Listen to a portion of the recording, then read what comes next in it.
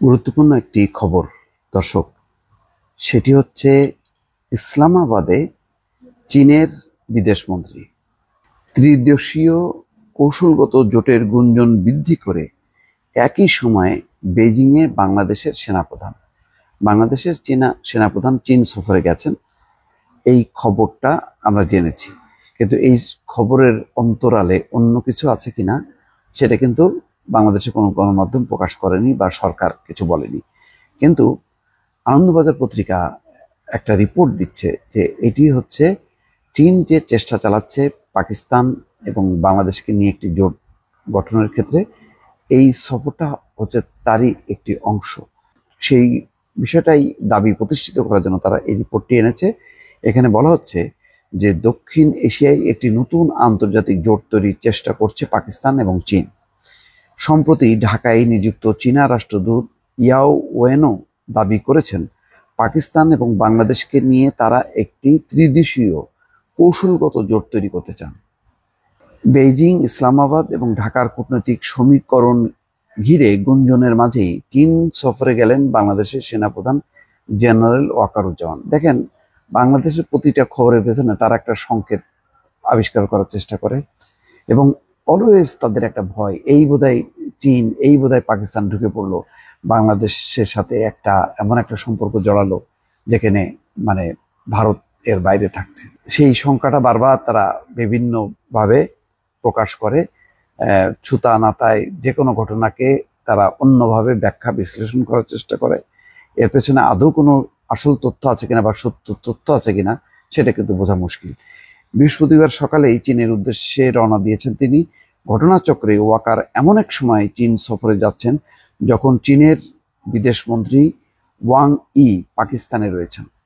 আবার আগামী শনিবার পাকিস্তানের উপপ্রধানমন্ত্রী তথা বিদেশমন্ত্রী ইশাক দার ঢাকা সফরে যাওয়ার কথা আছে। পাকিস্তানের বিদেশমন্ত্রী বা পররাষ্ট্রমন্ত্রী ঢাকায় আসবেন, এটা নিশ্চিত। ইতিমধ্যে দুজন মন্ত্রী এসছেন, তার মধ্যে একজন বাণিজ্য মন্ত্রী ইতিমধ্যে এসছেন। তো এই সফরে এখানে বলা হচ্ছে যে দফায় দফায় পাকিস্তানের মন্ত্রীরা আসছেন বাংলাদেশের সাথে। এটা সত্য যে আগের যে বন্ধুত্ব, সেই বন্ধুত্বটা খুলে দিতে চায়, ঢাকাও চায়, ইসলামাবাদও চায়। তো সেই হিসাবে যেহেতু 15 বছরে একেবারেই কোনো কূটনৈতিক সম্পর্ক বলে কিছু ছিল না, সুতরাং এখন একটা নতুন করে দৌড়ঝাঁপ চলছে। কিন্তু এতে ভারত আতঙ্কিত হয়েছে। ভারত মনে করতেছে এই যত বেশি ঘনিষ্ঠতা হবে বাংলাদেশের সাথে পাকিস্তান চীনের, তত বেশি তারা বিপদে পড়বে। দক্ষিণ এশিয়ায় একটি নতুন আন্তর্জাতিক জোট তৈরির চেষ্টা করছে পাকিস্তান এবং চীন। দক্ষিণ এশিয়ায় আঞ্চলিক সহযোগিতার জন্য বর্তমানে বহুদেশীয় জোট সার্ক রয়েছে, কিন্তু প্রায় 1 দশক ধরে সার্ক প্রায় নিষ্ক্রিয়। এটাও কিন্তু ভারতের কারণে, এটা কিন্তু আবার রিপোর্টে আনে নাই। এই অবস্থায় নতুন একটি আন্তর্জাতিক জোটে ঢাকাকে কাছে টানতে চাইছে ইসলামাবাদ এবং বেজিং। সম্প্রতি ঢাকায় নিযুক্ত চীনা রাষ্ট্রদূত ইয়াও ওয়েন দাবি করেছেন পাকিস্তান এবং বাংলাদেশের সঙ্গে নিয়ে তারা একটি ত্রিদেশীয় কৌশলগত জোট তৈরি করতে চান। পাকিস্তান এবং চীনের সঙ্গে ওই প্রস্তাবিত ত্রিদেশীয় জোটে যোগ দিতে আপত্তি রয়েছে ঢাকার। বেজিং বেশ কয়েক দফায় নিজেদের সেই অবস্থান বুঝিয়ে দিয়েছে বাংলাদেশের অন্তর্বর্তী সরকারকে। চীনকে বুঝিয়েছে সরকার একটা গ্যাড়াকলে পড়ে গেছে। এই জোটে যদি যায় বাংলাদেশ, তাহলে ভারত ক্ষুব্ধ হবে, একই সঙ্গে মার্কিন যুক্তরাষ্ট্র ক্ষুব্ধ হবে। তো বাংলাদেশের মূল এখন চিন্তা হচ্ছে আমেরিকা যদি নাকচ থাকে, তাহলে বাংলাদেশের পক্ষে খুব বেশি এগোনো সম্ভব হবে না।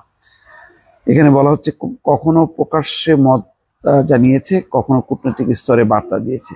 তবে ঢাকাকে এই জোটে সক্রিয় করতে কূটনৈতিক স্তরে চাপ তৈরি করে যাচ্ছে চীন।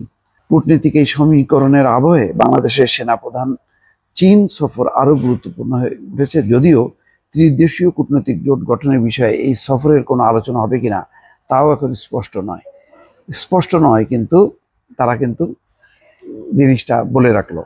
ওয়াকারের চীন সফরের বিষয়ে বাংলাদেশের সামরিক বাহিনীর জনসংযোগ দপ্তর একটি সংক্ষিপ্ত বিবৃতি দিয়েছে। তাতে বলা হয়েছে চীনের সামরিক এবং অসামরিক উচ্চপদস্থ কর্মকর্তাদের সঙ্গে বৈঠক করার কথা রয়েছে ওয়াকারের। সামরিক ক্ষেত্রে দ্বিপাক্ষিক সহযোগিতার বিষয়ে আলোচনা হবে। ঘটনাচক্রে ওয়াকার যখন চীন সফরে যাচ্ছেন, তখন চীনের বিদেশমন্ত্রী ওয়াং রয়েছেন পাকিস্তানে।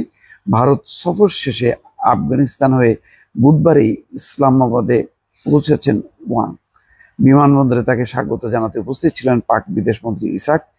আগামী শনিবার আবার পাক বিদেশমন্ত্রী বাংলাদেশ সফরে আসার কথা রয়েছে।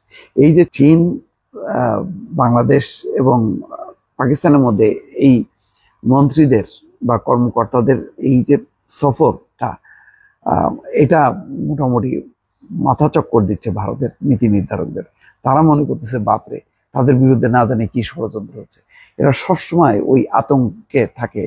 চীন, পাকিস্তান এবং বাংলাদেশের একটা জোট যদি হয়ে যায়, এটা ভারত মনে করে তাদের জন্য একটা বিশাল বিপদ বয়ে আনবে। দর্শক ভালো থাকবেন, আল্লাহ হাফিজ।